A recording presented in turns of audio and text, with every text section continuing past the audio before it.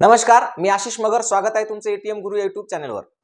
पोटाची खळगी भरण्यासाठी रस्त्यावर बसून भाजी विकण्यापासून तर एक ओबीसीचा नेता किंवा 7,000 कोटीची संपत्ती असलेला नेता असा ज्यांच्यावर आरोप करण्यात आलेला आहे, असं एवढा प्रवास.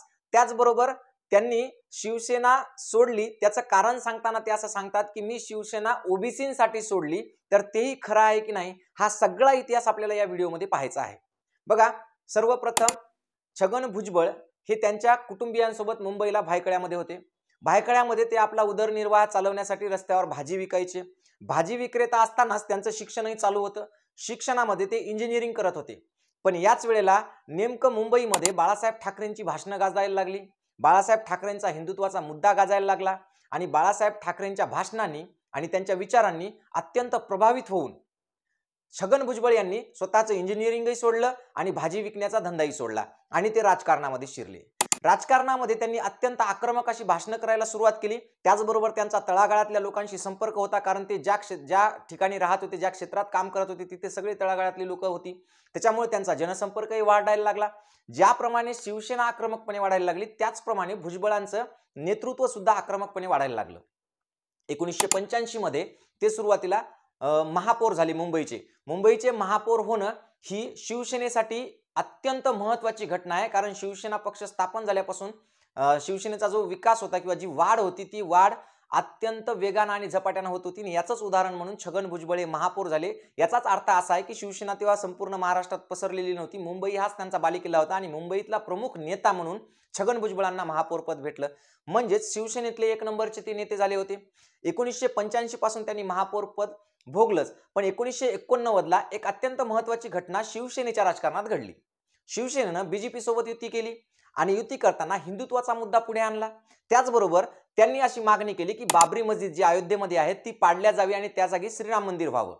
आणि मग या मुद्द्यासाठी शिवसेनेनं आक्रमक भूमिका घेतली आणि या आक्रमक भूमिकेमध्ये छगन भुजबळ हे सगळ्यात समोर होते, कारण त्यांनी हिंदुत्वावर अत्यंत आक्रमक अशी भाषणं केली आणि हिंदुत्वाचा खूप पुरस्कार केला. आणि मग याच पार्श्वभूमीवर 1990 ची विधानसभेची निवडणूक लागली. 1990च्या विधानसभेच्या निवडणुकीमध्ये शिवसेनेचा एकमेव अजेंडा किंवा एकमेव प्रचाराचा मुद्दा होता आणि तो म्हणजे बाबरी मस्जिद. बाबरी मस्जिदीच्या मुद्द्यावर शिवसेनेनं संपूर्ण विधानसभेची निवडणूक लढवली आणि शिवसेनेला पहिल्यांदाच 52 आमदार निवडून आणण्यात यश आलं. हे 52 आमदार निवडून आले तेव्हा शिवसेनेचा प्रमुख चेहरा होता छगन भुजबळ. म्हणजे पक्षीय म्हणतो मी, संघटनात्मक प्रमुख चेहरा तर बाळासाहेब ठाकरे होते, त्याच्यात विषयच नाही. पण पक्षात्मक छगन भुजबळ हा त्यांचा प्रमुख चेहरा होता आणि मग त्याच्यामुळे छगन भुजबळांनाच विरोधी पक्ष नेतेपद मिळेल याची गॅरंटी होती. पण ऐन वेळेला जेव्हा विरोधी पक्ष नेतेपद हे छगन भुजबळांना डावलून मनोहर जोशींना देण्यात आलं, तेव्हा छगन भुजबळ नाराज झाले. आणि छगन भुजबळ नाराज झाल्यामुळे त्यांनी काय केलं तर 1991 मध्ये जे नागपूरचं अधिवेशन होतं, त्या अधिवेशनामध्ये 9 आमदारासह शिवसेना सोडली आणि शिवसेना सोडून ते काँग्रेसमध्ये सहभागी झाले.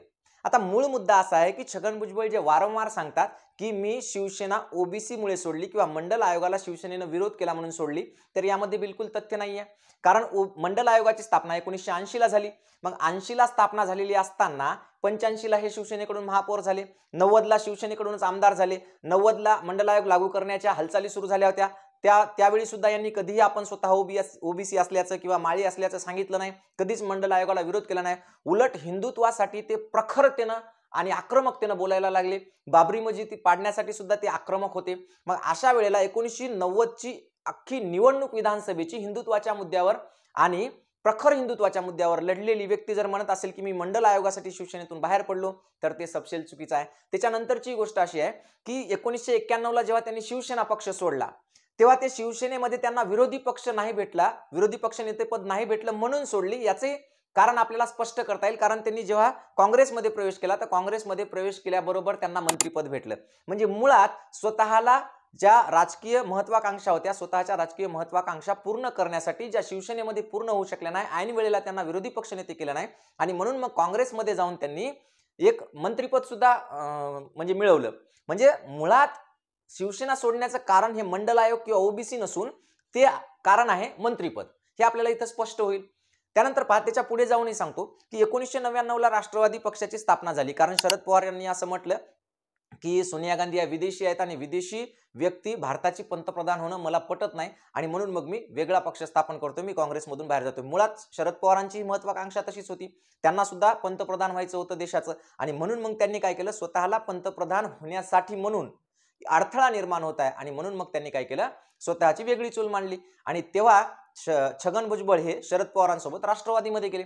राष्ट्रवादीमध्ये गेल्यानंतर 1999ला परत एकदा पुन्हा विधानसभेच्या निवडणुका झाल्या आणि याच्यामध्ये काँग्रेस आणि राष्ट्रवादीचं आघाडीचं सरकार स्थापन झालं.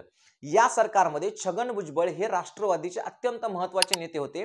त्यांना गृहमंत्री पद भेटलं आणि या 4 वर्षात ते गृहमंत्री पदी राहिले आणि या 4 वर्षामध्ये त्यांनी ओबीसीची म्हणजे 2005ला समता परिषद वगैरे स्थापन केली आणि ओबीसीची मोठ बांधायला सुरुवात केली. म्हणजे त्यांना ओबीसीचं नेता व्हायचं होतं एकंदरीत. तर मग या 4 वर्षात गृहमंत्रीपद भोगल्यानंतर 2005ला परत निवडणुका झाल्या. त्यामध्ये सुद्धा 2004च्या निवडणुकीमध्ये सुद्धा राष्ट्रवादी निवडून आली म्हणजे सत्तेत आली आणि 2004 ते 14 या पूर्ण 10 वर्षाच्या कालावधीमध्ये छगन भुजबळ हे सार्वजनिक बांधकाम मंत्री राहिले.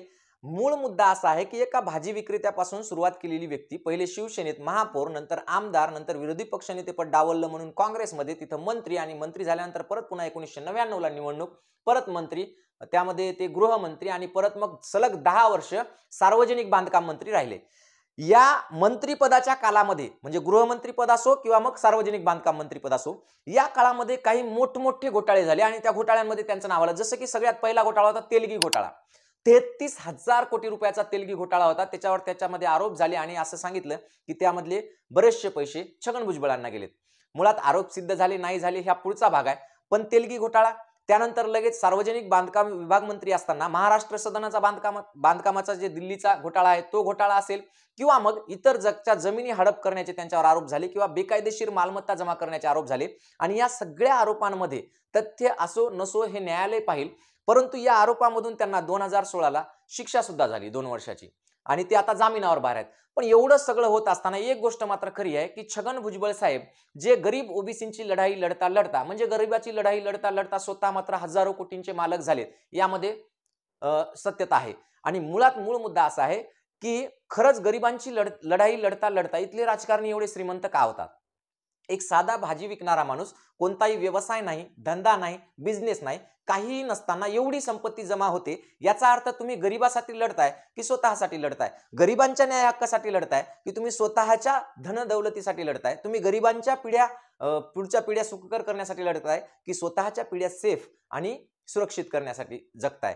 म्हणजे राजकारण कोणासाठी करतोय हा सगळ्यात महत्त्वाचा प्रश्न आहे. आणि इथं छगन भुजबळच नाही तर महाराष्ट्रातले अख्खे नेते जर पाहिले आपण सर्वच्या सर्वच, ते कोणत्याही पक्षाचे असोत, अगदी पानटपरी चालवणाऱ्या लोकांकडे सुद्धा हजारो कोटींच्या संपत्ती झाल्यात. म्हणजे हे जे काही आजकालचे नेते आहेत हे सगळे नेते किंवा सगळे लीडर किंवा सगळे सत्ताधारी असो विरोधक असो हे सगळे जण शून्यातून सुरुवात करतात. कोणताही उद्योगधंदा नसतो, राजकारणात येतात आणि हजारो करोडोंचे मालक होतात. आणि ही सगळी संपत्ती जी आहे ती गरिबांना लुटून तयार केलेली आहे, लुबाडून तयार केलेली आहे.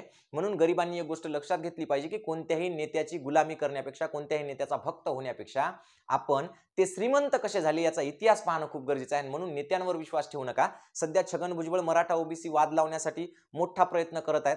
ते असं का करत आहेत ते सुद्धा आपण पुढच्या व्हिडिओमध्ये पाहणारच आहोत. पण तुम्हाला माझी माहिती आवडली असेल तर नक्कीच माझ्या व्हिडिओला लाईक करा आणि अशी माहिती वारंवार मिळवण्यासाठी माझ्या चॅनलला सबस्क्राईब करून ठेवा आणि नोटिफिकेशनचं बेल आयकॉन दाबून ठेवा. ठीक आहे, थांबूया इथं. धन्यवाद. जय महाराष्ट्र.